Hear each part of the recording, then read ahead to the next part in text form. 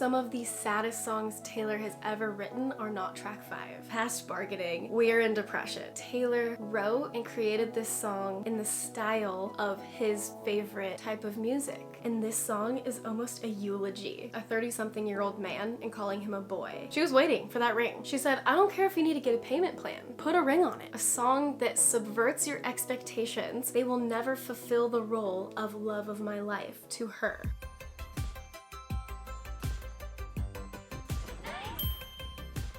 Hello guys, welcome back to the channel. It's Nena. If you're new to my channel, hi, my name is Nena. I yap about Taylor Swift on the internet, and I occasionally play guitar. You can find me also over on TikTok and Instagram. I have been much more active on TikTok lately, but today I really wanted to get back to my roots and do a lyric breakdown. I am so excited for today's video. It has been a minute since I have done like a deep dive into the lyrics of a song. I have my peppermint tea because we're going to spill the tea. Ever since I did my Karma Part 2 video, I feel like I've been itching to talk more about lyrics because I think that's one of the things that makes me so passionate about being a fan of Taylor Swift is the songwriting. If you want to check out more of my lyric breakdowns, I have done quite a few. I have a playlist of those videos that I will link in the description box. I've already done songs like All Too Well, Last Kiss, Mirror Ball, and most recently I did Fortnite last year. But I would really like to get back into it because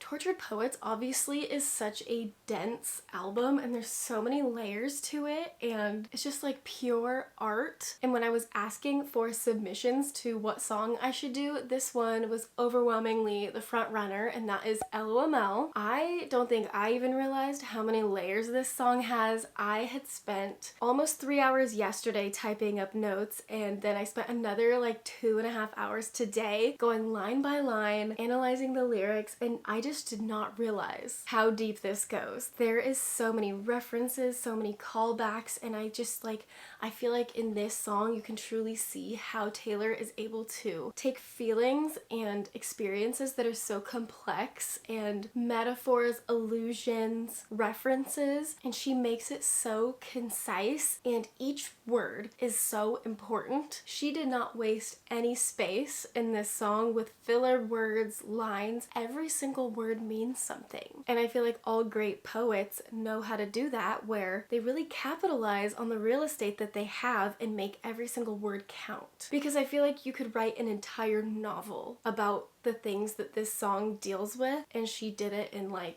4 minutes in a song. But the way she's able to make these lines so concise but be so full of meaning, she is an artist. I don't think she would be the same artist if it weren't for her ability to write these songs. Truly, her writing has impacted so many aspects of my life over the years because I've been a fan for so long. I started learning songs on my guitar from Fearless when I was 10, so the way that she's able to resonate with people beyond time, age, life experience is just beyond me. I feel like few artists have this ability to basically write about feelings that people feel but never knew they were feeling. You don't realize that you can relate with certain emotions until you hear it spelled out for you, and I feel like Taylor explains it in such a eloquent way. And it reminds me of an author called Joan Didion. I don't know if you've heard of her, but if you haven't, if you're a Swiftie, definitely go look up her work and her books and her essays. There's a line that she wrote that says, I write entirely to find out what I am thinking, what I am looking at, what I see and what it means, what I want and what I fear. And I feel like that perfectly explains why Taylor does songwriting, because it is truly her lifeline to dealing with everything that comes in through her life. And I feel like LOML is like this on a pedestal, emphasized. You can truly see how that shines through this song and it permeates through the lyrics. Ryan Tedder also said in an interview in the past few years that he thinks Taylor is one of the greatest songwriters of our time. He worked on 1989 with her, and he had said she has this raw nerve that she has the ability to tap into at all times. She has unlimited access to that emotional center of herself, and it's just something that's so rare. It's just her true human experience, and she is able to just put it out there for everybody to hear and feel and see. And I truly think the Tortured Poets department is like the physical embodiment of Taylor as a songwriter. It's her bread and butter. Raw emotion, unfiltered, without reservation. Now, before we get into the video, I wanted to share with you guys a little bit about the sponsor of today's video, which is Lumen. Now that the spring season is upon us, it is the perfect time to check in with ourselves about the goals that we set at the beginning of the year. And my goal this year was to start taking better care of myself and prioritizing my overall health in all aspects of my life, mentally and physically, focusing on getting better sleep, prioritizing my mental health, exercising more, and really listening to my body. And Lumen has been able to help me in my journey of overall wellness. So this device I have right here is Lumen, the world's first handheld metabolic coach. Our body's metabolism is where all the food that fuels us is converted into energy, and I need energy. It's so essential to all my daily tasks, such as playing guitar, dancing in my kitchen, running up and down my stairs, and of course, yapping about Taylor Swift. How it works is that depending on whether our bodies are burning more fat or carbohydrates, when we breathe out, there's different concentrations of carbon dioxide. And with just one breath, first thing in the morning, Lumen can actually measure your metabolism and give you personalized guidance on how to improve your nutrition, sleep, workouts, and stress. Emphasis on stress. I love that it gives you a variety of meal ideas because cooking more is also a goal that I have this year. The true key to Lumen is metabolic flexibility, and that is how your body is able to switch back and forth between fats and carbohydrates based on their availability. And this is really important if you want to feel like you have enough energy to carry you through the day. Some days I might need to have more protein, and other days I'll be more active, so I need to have more carbs. I also really love that it focuses more on hitting the macros you need instead of calories, because mentally it is just so much healthier to think about what you are adding to your lifestyle instead of what you are taking away. So if you're interested in learning how you can improve your overall health with Lumen, you can either scan this QR code or visit the link in the description box and you will get 15% off your Lumen. Thank you once again to Lumen for sponsoring this video. It truly helps me to continue to bring you guys quality content every week, and I'm really grateful. Now back to me yapping about Taylor Swift's lyrics. I feel like Tortured Poets is some of the most real and raw songwriting Taylor has ever put out, and I think it has to do with the fact that she is like in the thick of her life, especially in this album. I feel like in the early eras, of course, like her songwriting is still so good. There's still songs that she wrote at 19, 20 that are far beyond her years and that are just like, again, pure poetry. But I feel like when you're in your earlier years of life, in your early 20s or like your teenage years, there's a lot less at stake because you have so much time ahead of you. She was writing about dating and like her first heartbreaks and growing up, like coming of age stuff. And she has shown us that each stage of life comes with its own challenges, but when you're young, the hardest thing that you've been through is what you've been through. Even though it feels like the biggest, heaviest challenge that you're going through, whether it's a breakup and it feels like the end of the world, I think like obviously in hindsight you can look back and be like, well, I was only 22, my life was just beginning. And as we get older, you kind of long for the problems that you used to have, because the problems that are occurring as you go through your life are much bigger, they're more intense, there's a lot more factors with it. Getting older and having like real responsibilities and thinking about your permanent future,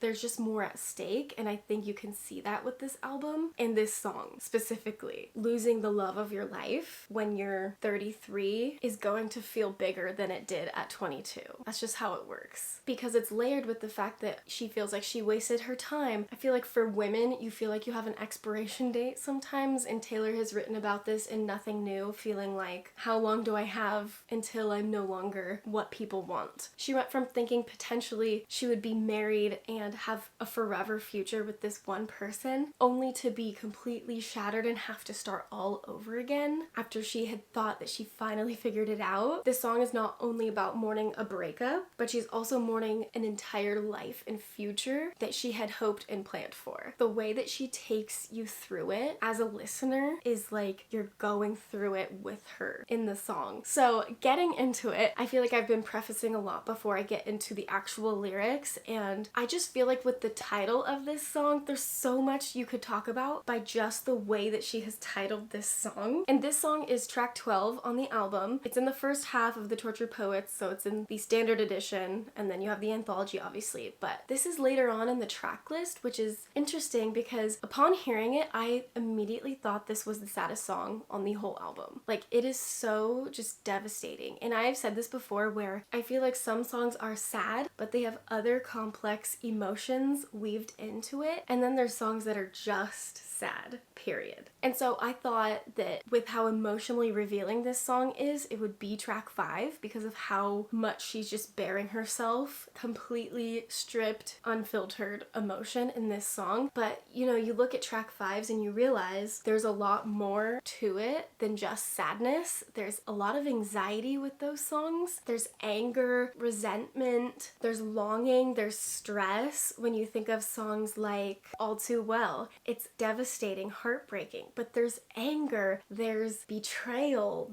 there's a lot going on, and there's a lot going on production wise as well. And then we have Delicate, you know, right before you decide to fall in love with someone, it's the anxiousness that you feel. And same thing with The Archer. That song is like, feels like you're having a panic attack. Whereas LOML falls into the bucket of depression and grieving, loss, and I feel like this song matches up with songs like Last Kiss, Sad, Beautiful, Tragic, Breathe, This Is Me Trying. Some of the saddest songs Taylor has ever written are not track 5. They're always kind of in the latter half of the album, more towards the end. So I feel like Taylor takes the order and the track list very intentionally. Some artists, I feel like there's no rhyme or reason in which way they order the songs, but for Taylor, it's like, it's a full journey, and she loves constructing albums. So this song, coming towards the end of the album, she's taking us through the cycles of grief, and I feel like this is like that, just straight up sad. You've passed denial, you've passed anger, you've passed bargaining, we're in depression, right before acceptance. This is the stage of grief where you're about to move on, but you have to sit in it. The underlying feeling of this song is obviously loss, and this song is almost a eulogy of the relationship. Okay, if the light is going in and out, it's because there's clouds outside and it's ruining my lighting, but I digress. Okay, so let's talk about the title. Literally 4 letters, so ambiguous, LOML. I feel like the lowercase really adds to it being like a very subdued song. When I first saw this title, I didn't really know what to think. I was like, thought it would be a happy song, to be honest, because obviously LOML is internet slang for love of my life. And I thought that was an interesting choice because the use of LOML is usually very unserious. It's like a little bit sarcastic, it's a little bit exaggerating. I remember when my friends would see a cute guy and then they text like, OMG, just met the love of my life, like LOML. So the fact that she's using this acronym in such a sad song, it's a metaphor that we're gonna come back to throughout this breakdown, but essentially it's like everything you expect, you get the opposite in this song. And that is a metaphor for how the relationship ended. Very unexpected. I don't really like when Taylor uses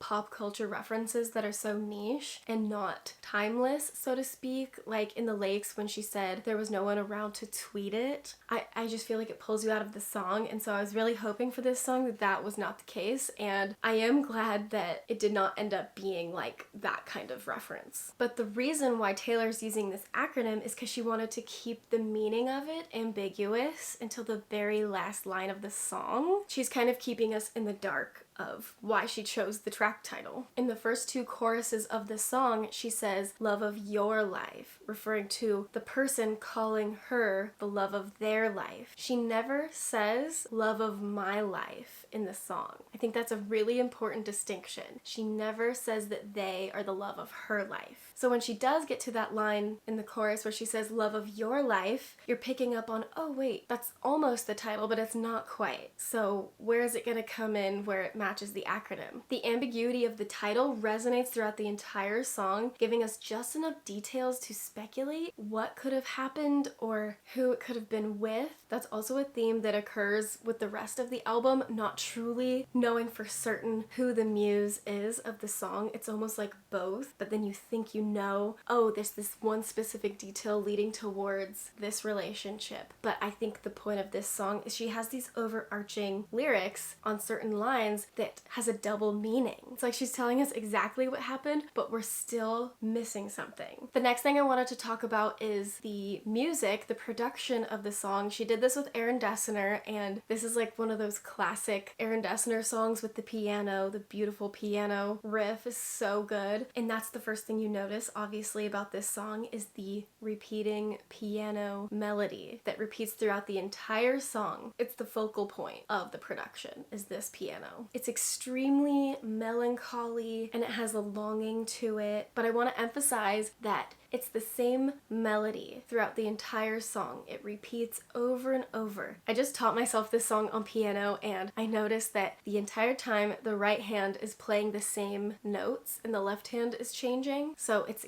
just like repetitive piano notes. Where else do we see that in Taylor's discography? Exile,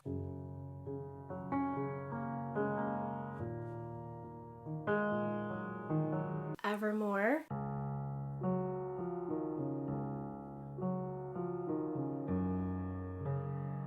Champagne Problems, Sweet Nothing. What do all these songs have in common? She wrote them with Joe. It is so poetic that Taylor wrote and created this song in the style of his favorite type of music. This is not something that is new. Taylor has done this before. In Dear John, there's that iconic electric guitar note that's like a bend in the guitar, and there's like no other song that Taylor Swift has this happen, and it is so reminiscent of Gravity by John Mayer. And if you listen to the beginning of Dear John and then you go listen to the intro of Gravity, it feels very similar.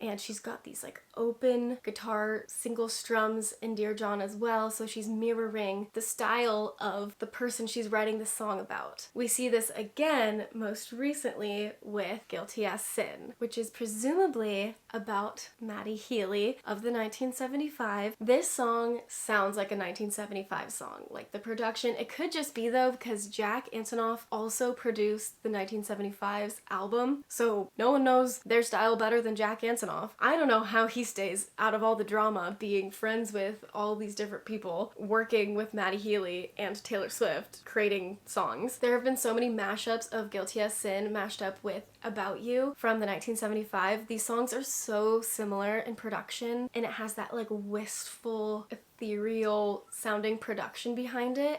I'm seeing visions, am I bad or mad or wise? What if we sin? I hear that now. I can't remember if I said anything. And again, Taylor uses their style of production to create the song about them. So circling back to this song with the piano, we know that Joe is a gifted piano player. Taylor said this on the Folklore Long Pond sessions, that he wrote that piano part for Exile. And so it's almost like she's conceptualizing their relationship and this person with the sound, and it's like makes this song all encompassing. Every part of it has their relationship all over it. So I thought that was definitely worth noting, that the production on this song is a little piano ballad. Okay, we are finally gonna get into the lyrics, I promise. I just thought all of that was so important to know about this song before we got into it. So within this first line, she is talking about going back to someone after a breakup. Immediately upon hearing it, you want to know who. Who is this? Starting off very strong with a theme of ambiguity, because the same could be said for both relationships, and I think that is a recurring situation that is happening throughout this song. We know that her longer relationship wasn't always perfect, and that there were times where they weren't together. At the time, that was not public knowledge at all. We didn't know anything about their relationship really, other than what Taylor had written in Reputation, Lover, and so on. It wasn't until Midnights that we really got to see the more complex emotions of being in a long-term relationship. But also now we know,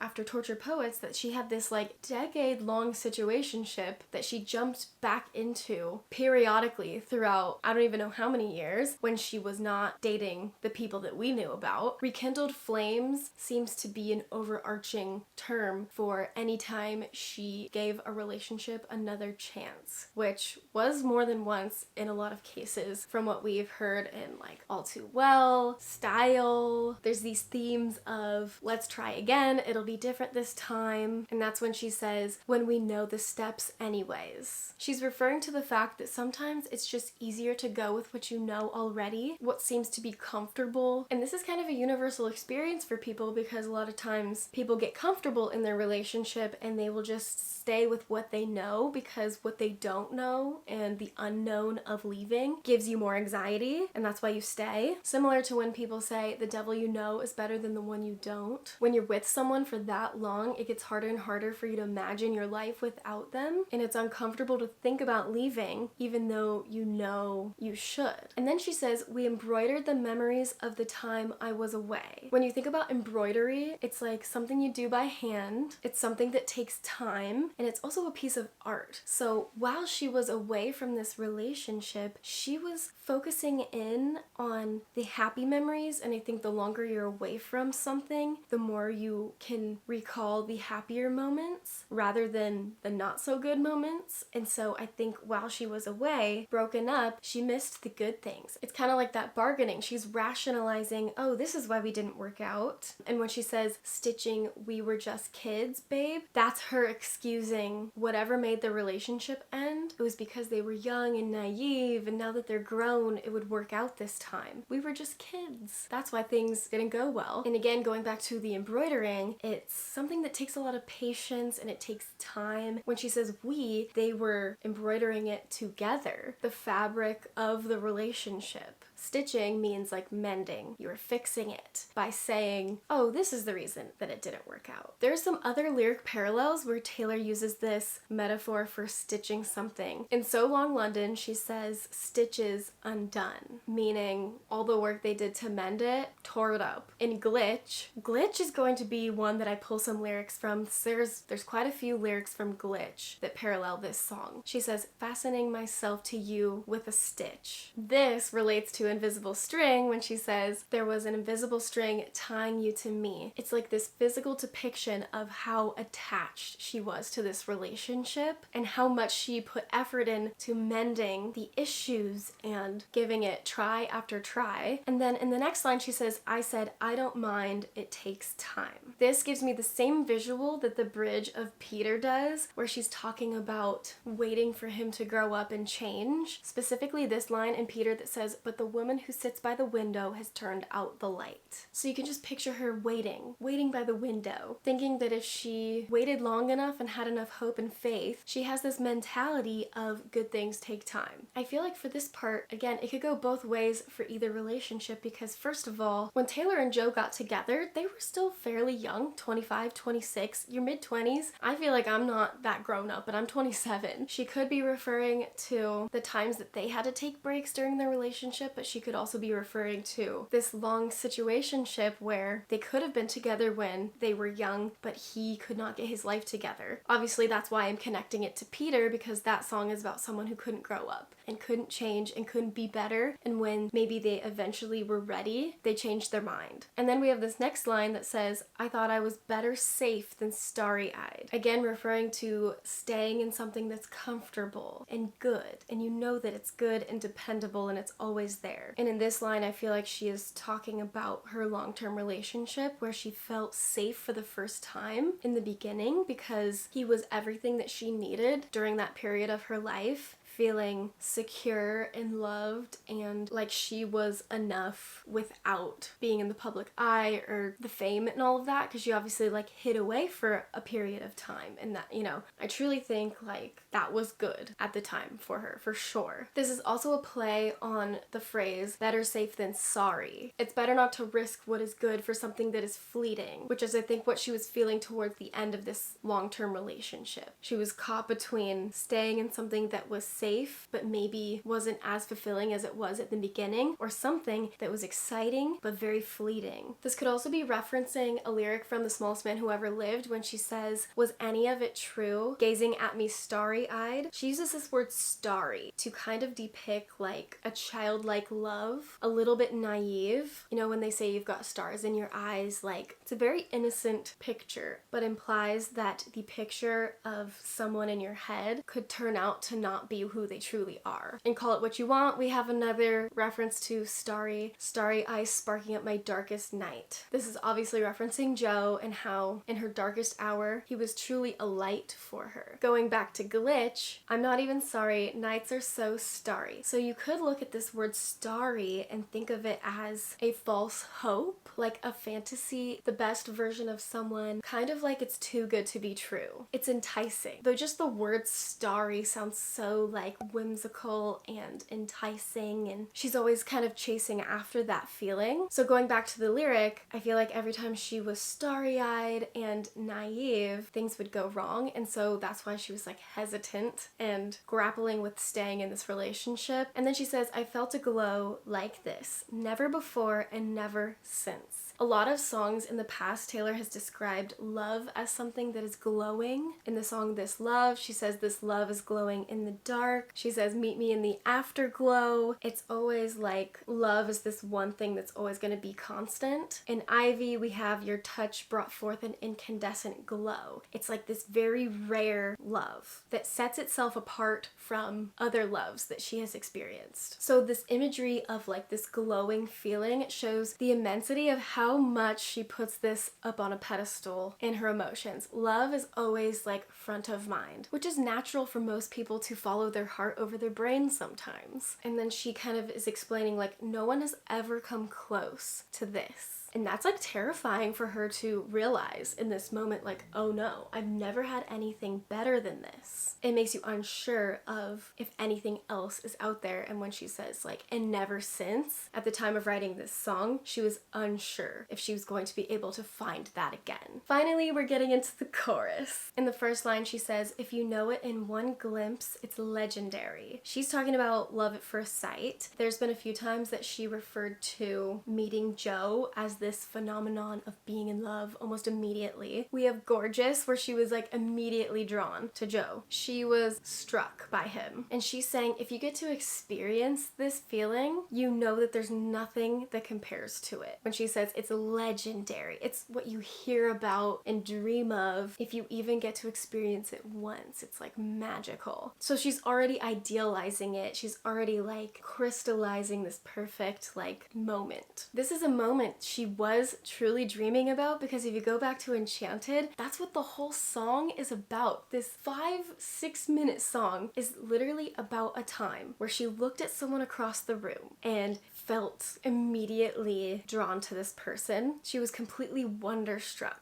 making eyes with this person across a room. She wrote an entire song about that one feeling. So the fact that she actually was able to experience it for real, you know that she was like holding on to that. In Dancing with Her Hands Tied, she says, "First sight, yeah, we love without reason." So it seems like she just like all reservations were off the table. She was like jumping in head first, like without reason, just fully going for it. And then in Mastermind, it's a little bit of a different take when she says, "The first night that you saw me, nothing nothing was going to stop me. And so it's almost like she manifested this for herself and she like made it happen. She was so convinced that this was what was meant for her, and she quickly knew what she wanted. In the prophecy, it kind of like parallels this feeling where she says hand on the throttle, so she's like full steam ahead trying to lock this down before she loses it. And then she says, thought I caught lightning in a bottle, and then she says, but it's gone again. It's like she thought she had it. Finally she thought she had it. And so when she's saying like, if you know this feeling in one glance at looking at them, just imagine how it was years falling in love with this person. And then we have this next line that is just,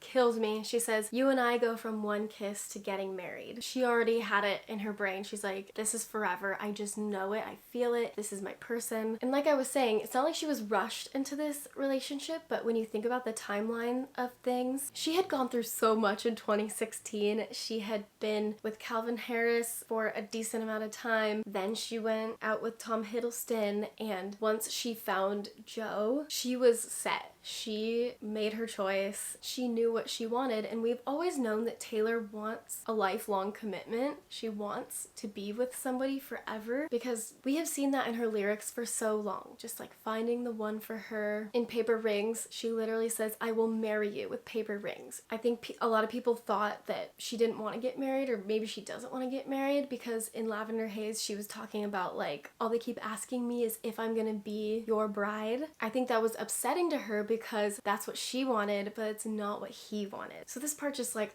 kills me, because like they have this fundamental difference of her wanting to have this commitment of marriage and him stringing her along, insinuating that that's what he wanted when it actually wasn't. And then we go to this part where she says, still alive, killing time at the cemetery, never quite buried. And so this is like the part of the relationship where you know where this is going. There's no solution to this problem. It's not going to get better, but you're still with them. It's like you're just waiting, like a slow, painful death. I feel like this is such a universal experience for a lot of women, where you mourn the relationship almost while you are in it, and it's like you know that it has been over for a while, but it takes that long to kind of come to acceptance that this is not the future that you thought you would have. Even if they were good together, they did not want the same future, and that is heartbreaking that it took so long to get to that point of knowing that that's the end. She uses this imagery of walking around a cemetery and this relationship being buried, but it's not quite buried. It's still there, and it can't be completely over unless it's fully 6 feet in the ground. This is an imagery she uses a lot to explain the end of a relationship. She uses a lot of like ghost imagery, haunting. I feel like You're Losing Me is an entire song based on this lyric of a slow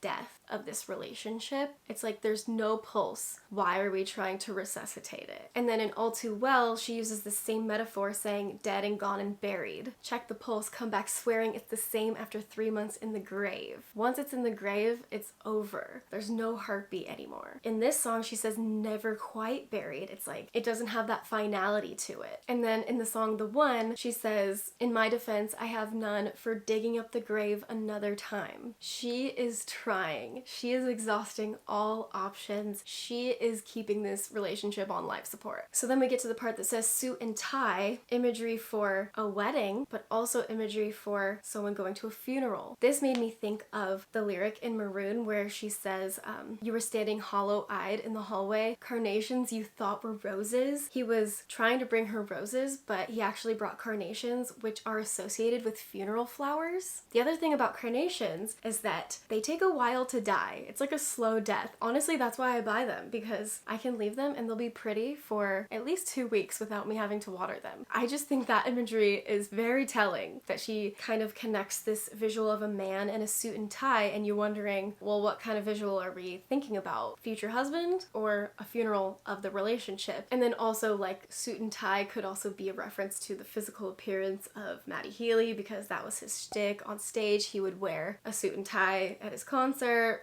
take that as you will. I truly don't like to get into the details about the relationship and the people itself that she dates, but I feel like with some of these songs, there are details that call back to it, and I feel like they're important. And then she says, "In the nick of time," which is a direct lyric from Look What You Made Me Do from the Reputation era. I don't think Look What You Made Me Do is connected to this specific situation, but it's very much like in her darkest moment, in the nick of time. During that era, Joe showed up and ran away with her from it all. And then if we're talking about the end of her long-term relationship, who else showed up in the nick of time? Maddie Healy showed up right as their relationship was on the fritz, because in January of that year, Taylor performed at the 1975 concert and she had reconnected with Maddie Healy. And so I'm not saying that like they were having relations during Joe and Taylor's relationship, but I feel like quickly afterward he was there pretending to be her knight in shining armor, showing up in the nick of time. And then we have this lyric, "Low down boy, stand up guy." Boy is a term that I associate with being immature because she's referring to a 30-something-year-old man and calling him a boy. So I feel like the only way to take that as being like immature, and then also the fact that she has a song called London Boy. I don't know if that's a play on words, low down boy, London boy. And then stand up guy, that makes me feel like everybody around her thought he was such a stand-up guy, likable, so maybe he appeared a certain way to everybody else, but behind closed doors he wasn't that stand-up guy. And then we get to this line, Holy Ghost. We know that throughout this album, Taylor uses a lot of religious imagery and metaphor, and so this Holy Ghost is someone who haunted her. She uses the word holy to kind of show that this particular ghost is someone that she honored and revered, a relationship that was sacred. She kind of echoes this in the In Summation epilogue of Tortured Poets when she says something old, someone hallowed. So not like hollowed, but hallowed, meaning like someone who is important to her that she revered in her life. So when she says Holy Ghost, someone who was sacred to her but ended up leaving her. And it's almost like pointed, like an accusation, like Holy Ghost, you told me I'm the love of your life. And then she repeats it again. You said I'm the love of your life. It's like she's emphasizing it. She's saying it again, twisting the knife here. And it's almost like you told me that I was the love of your life. It's like when somebody makes you fall in love with them, it's like you didn't ask for it, but now they're leaving you. It's very much like love bombing. That's also a theme in this album as well. And then when she says about a million times, immediately reminded me of in Illicit Affairs when she says, but they lie and they lie and they lie a million little times, implying that every time he said it, it was a lie. And when you think about the context of Illicit Affairs, their whole relationship was an illicit affair because nobody knew about it. The public did not know about this for so long. So I definitely think those are closely connected. And then we go to verse 2. And when I got to verse 2, breaking this down, I realized that possibly each verse could have been specific to each muse. So I'm thinking this one reminds me a little bit more of Maddie Healy, just because this first line says, who's gonna tell me the truth when you blew in with the winds of fate? And when she describes it in the In Summation poem, it's like something crashed through the skylight, something unexpected, something just blew in with the winds of fate. And I think that's why she gave it a chance, because she thought this must be what is supposed to happen because, you know, right place, right time. This person said they could be brand new. When she said this in the In Summation poem, and in this song it says, and told me I reformed you. I can fix him, no really I can. He's giving her credit for him getting his life together, but then also, okay, this cloud needs to stop.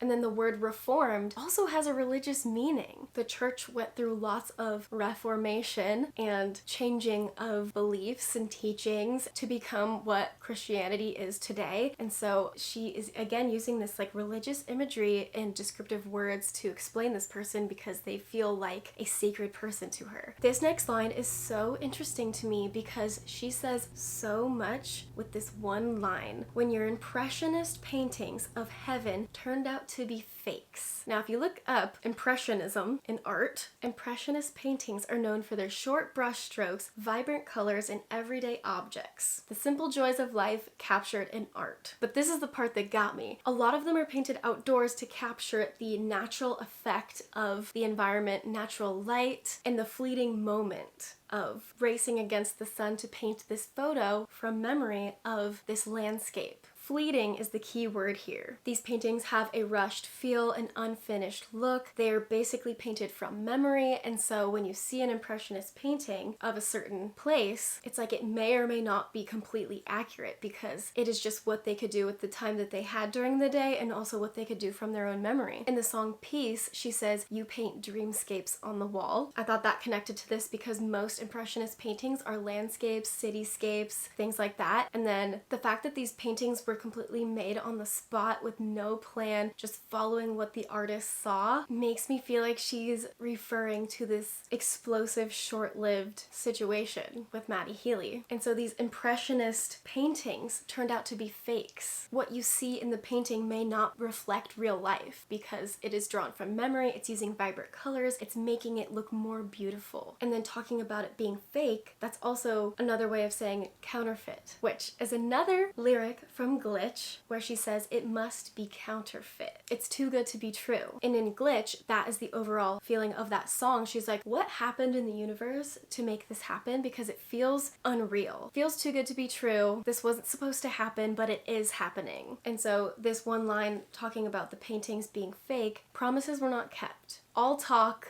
with no intention of following through. And then she says, well, you took me to hell too. It's almost like they were pulling her down. She was going down with the ship. In Invisible String, she says, hell was the journey, but it brought me heaven, which is an interesting lyric to use in that song because if she's talking about their relationship, this was in 2020 when Folklore came out, it was like, oh, we made it through. And then when you see The Great War, it's like, we made it through the worst of it and now we're gonna be together forever. It's like they were constantly going through these challenges, going through hell, coming out on the other side. And then in False God, she makes another reference to heaven and hell. She says, I know heaven's a thing. Hell is when I fight with you. And then in Cruel Summer, she says, unbreakable heaven. So heaven in their relationship is when everything was good and she is attached to that feeling. It's almost like once you know that feeling, once you have it, you don't want to let it go, even if it means going through hell to get it. And then she says, all at once the ink bleeds. The writing is pouring out of her, which is why we ended up with a double album because she had so much emotion just pouring out of her. It is spread beyond the boundaries. Ink is also permanent. This is like an unexpected mess that left a permanent mark.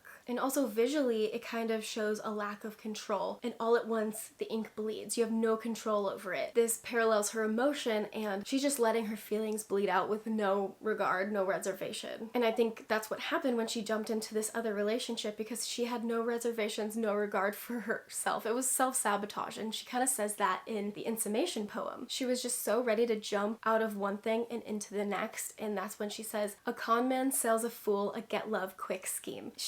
This is so crazy to me because this is the exact line from a poem from the Reputation era called Why She Disappeared, and she says, when she finally rose, she rose slowly, avoiding old haunts and sidestepping shiny pennies, wary of phone calls and promises, charmers, dandies, and get love quick schemes.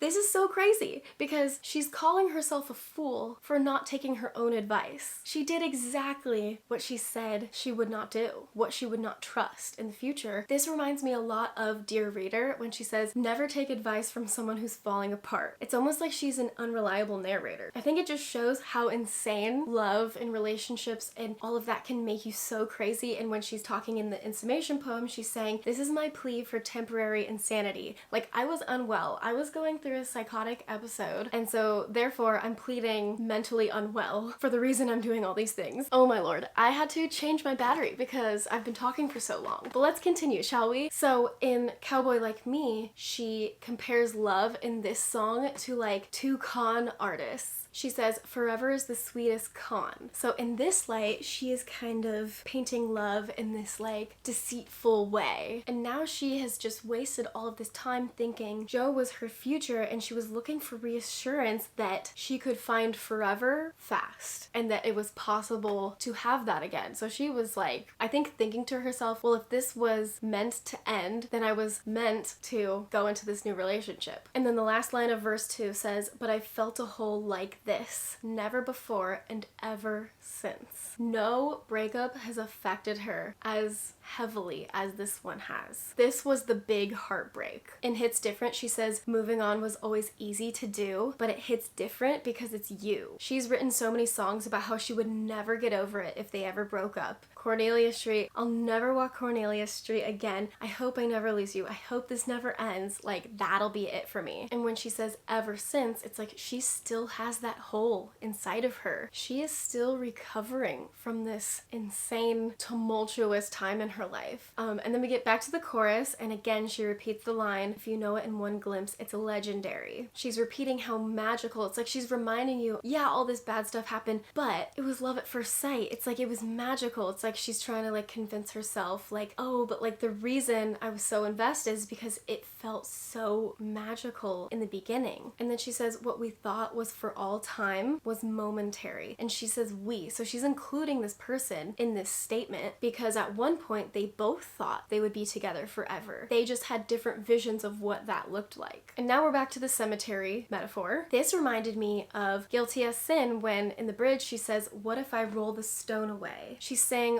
what if she brings the relationship back to life? It's following this theme of redemption and resurrection of these relationships. And he always redeems himself by saying, you're the love of my life. He's reminding her like there's nobody else. And that's kind of what brings her back. Oh yes, I'm the love of your life. We're going to be together. So every time she gives it one more chance, they reassure, you're the love of my life. And then in this next part, you cinephile in black and white. This part almost feels like you. Like, again, very pointed towards this person. And cinephile is someone who loves film and motion pictures, and Joe is an actor, so it kind of feels like this could be him, and like maybe he was like a movie buff and she just watched a bunch of black and white movies with him. Taylor always uses the colors black and white to describe a love that has an end, that doesn't last forever. In Out of the Woods, she says, the rest of the world was black and white, we were in screaming color. She always is juxtaposing black and white with what love really is. And then in Getaway Car, she says, the ties were black, the lies were white. In Shades of Grey and Candlelight, I wanted to leave him, I needed a reason. So she's like already decided this relationship is not going to end well. And then in Daylight, she brings it back again and she says, I once believed love would be black and white, but it's golden. Black and white also referring to like a one-dimensional view of something. It's very like this or that. There's no gray area in between the two. It's like you have this opinion about something and that is it. It's yes or no. It's not maybe. It's not anything that has nuance to it. So maybe it was like super simple to this person. Like it's black and white. And she was like, no, no, no. It is not that simple. It's a lot more complex than that. And then she says all those plot twists and Dynamite. Going to plot twist, that is like when you're watching a movie and you think it's going one way and then it goes a completely different way that's very unexpected. An unexpected change in the story, a blind side, you don't see it coming. And so there could have been a shift in mood, a shift in treatment towards her throughout the relationship, and she didn't see it coming. Using this like film language, this story language that is associated with something that he is passionate about is so kind of tongue-in-cheek in a way. She's using his passion to kind of point the finger back at him. In the song The One, she says, you know, the greatest films of all time were never made. Kind of like lost potential. And then the second half of this line that is talking about Dynamite is referencing a line in the In Summation poem where she says, the tick, tick, tick of love bombs. And I think that has a lot to do with the rebound. Again, it's two ends of the spectrum. It's this plot twist and then this love bomber. Heartbreak on both ends of the spectrum. And then we have Mr. Steal Your Girl, Then Make Her Cry. Again, this is another ambiguous detail where we know during that cruel summer there was some things going on between Joe and Taylor while she was dating Tom Hiddleston, whatever. We know High Infidelity is a song. It seems as though he swooped in and won Taylor's heart in the end. But then Maddie did the same thing after she got out of the relationship with Joe. He swooped in. Both of them made her cry.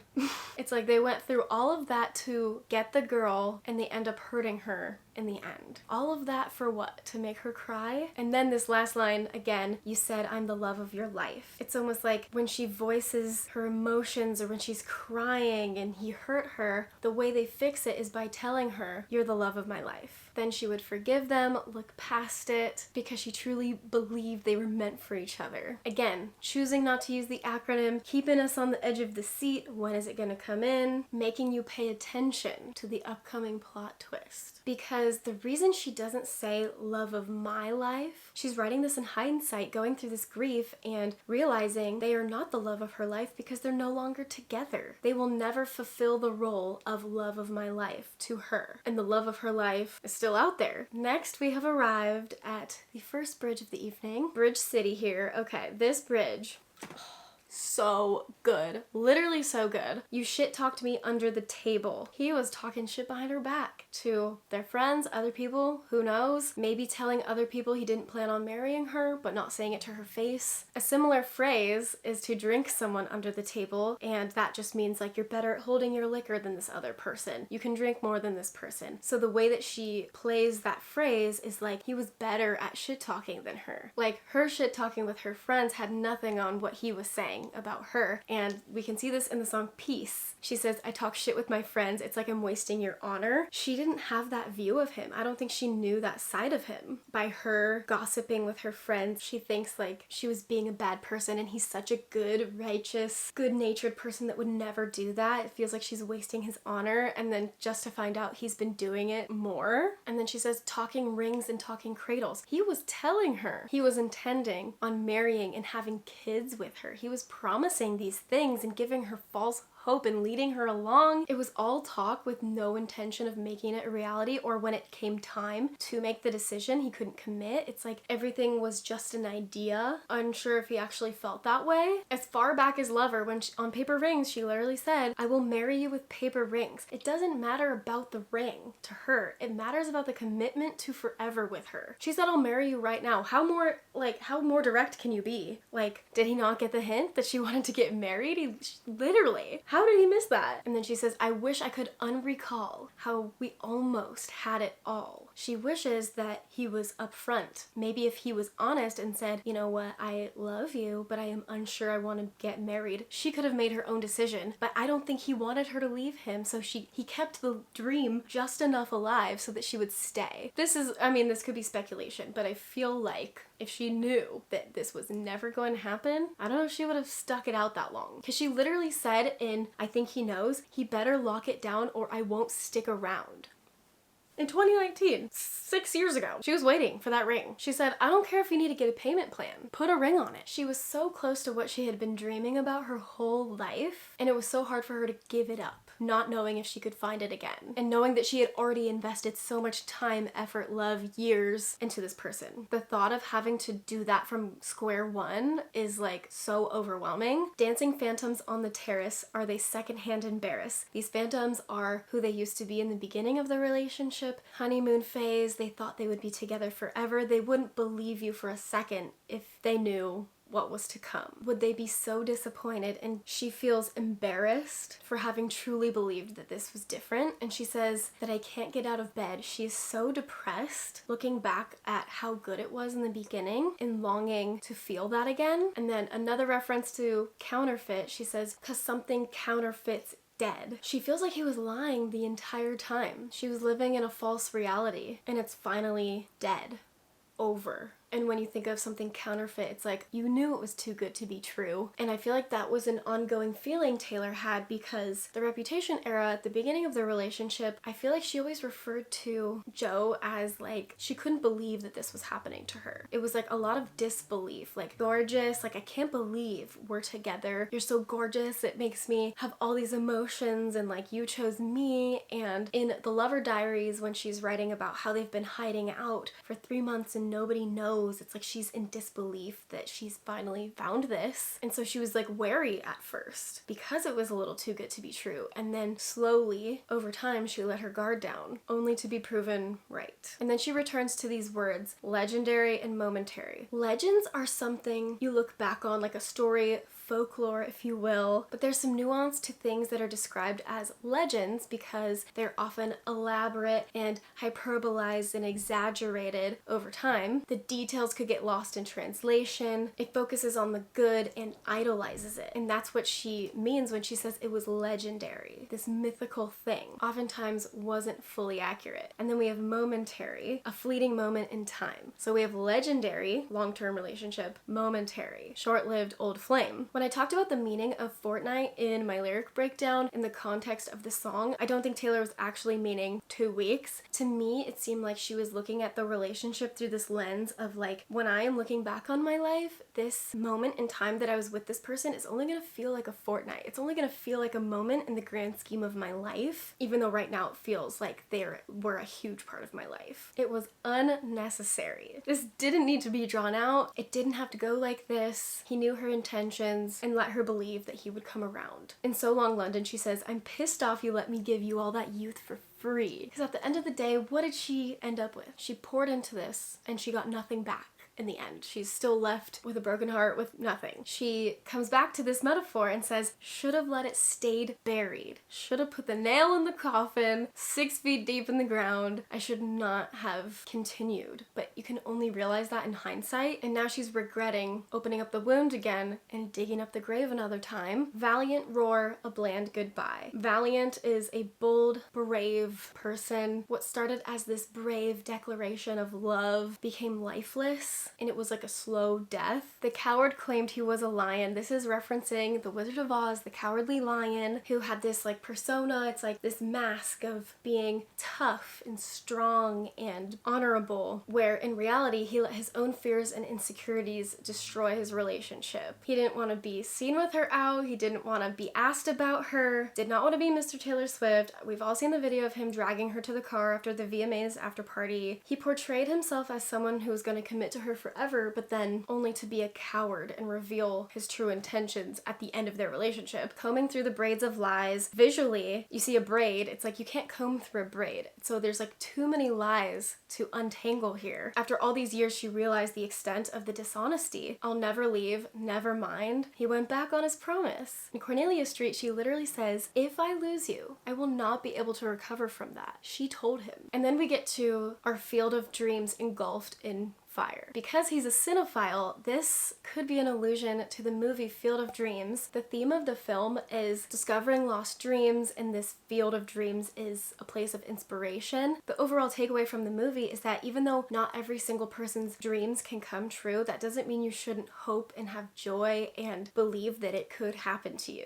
Like returning to the mental place you were like when you were a kid, when you would think, I'm gonna be president, I'm gonna be an astronaut. It's like very few people are going to achieve those dreams, but you want to get back to the inspiration of truly believing when you were a kid that you could do those insane, crazy jobs and achieve all those dreams. The main character of the movie ends up building this baseball field on his farm. This might be a little bit of a stretch, but in Down Bad she says, in a field in my same old town that somehow feels so hollow now. Is this referring to a metaphorical field of dreams? Also, fun fact, the movie came out in 1989. Does that relate to this? Not entirely, but it is a coincidence. Engulfed in fire, this makes me think of blank space, so it's gonna be forever or it's gonna go down in flames. And on the Eras tour, we know that during the 1989 era, during Bad Blood, a lover house burns to the ground. Your arson's match. So she didn't burn it down, he did. It was his match who caused the fire. Arson is somebody who lights fires on purpose to destroy things. It's not just anyone's match. This is like purposeful, intentional. He had somber eyes, which means there was a sadness and guilt and maybe even remorse for what he had done and the damage that he caused her, but it was only after. This line can also be read as a double entendre. Your arsons match your somber eyes. It's like the arsons as times where he like tried to destroy the relationship or lies or wrongdoings. Those moments of betrayal match are similar to the look in his eyes, the somber eyes. And we know throughout the music that Joe seemed to be struggling with depression because every time Taylor would talk about him, she would use the color blue. Don't want no other shade of blue but you. So in the times that he did cause the destruction, it was like he was also burning to ash on the inside as well. She says, I'll still see it until I die. This image of him at the end of the relationship is stuck in her brain. That is what she is left with. Watching something you built with somebody for so long burn right before your eyes, and it's just like a slow burn, is devastating. And then it comes full circle, of course, when she says, you're the loss of my life. Ding ding, there it is. The ringer. The the ultimate plot twist. A song that subverts your expectations by thinking she's going to be talking about the love of her life, then brings it to the very end of the song just to tell you this is about the loss of her life. When you go through a breakup, sometimes it's like the other person died because you won't see them again, or they're just one day not in your life anymore and you never talk to them again. And in the song Ivy, she says, "Here I'll just sit here and wait, grieving for the living." The song is essentially conceptualizing the feeling of mourning the loss of someone who's still alive, as well as the entire future you built around them. In the song I Don't Want to Live Forever, she says, "Wondering if I dodged a bullet or lost the love of my life." That is the question she is grappling with in this grief. So in the end, she completely changes the meaning of what we know as LOML, love of my life, just like he did to her. And listening to this last line for the first time, it hit me so hard. I think she was giving that same visceral experience to us listeners as she went through it. And so just as much as we were not expecting that ending, she was not expecting that ending. So as you can see, I've been talking for so long, but this song is so dense, and I can only imagine like the rest of the songs on this album and the connections that you can make with the lyrics and the symbolism. It's just like, she is the Shakespeare of our time. Thank you guys for sticking along with me. This is one of my favorite songs on the entire album. A lyrical masterpiece. Please let me know if you have any opinions about the meanings in this song. What are your favorite lyrics from this song? Let me know if you guys want me to do more of these lyric breakdowns. I had so much fun going line by line and researching and analyzing every little thing. But yeah, if you want to see more from me, remember to subscribe and turn on your post notifications so you don't miss an upload. Thank you for being here, and I will see you guys in the next one. Bye. Baby, what I am trying to do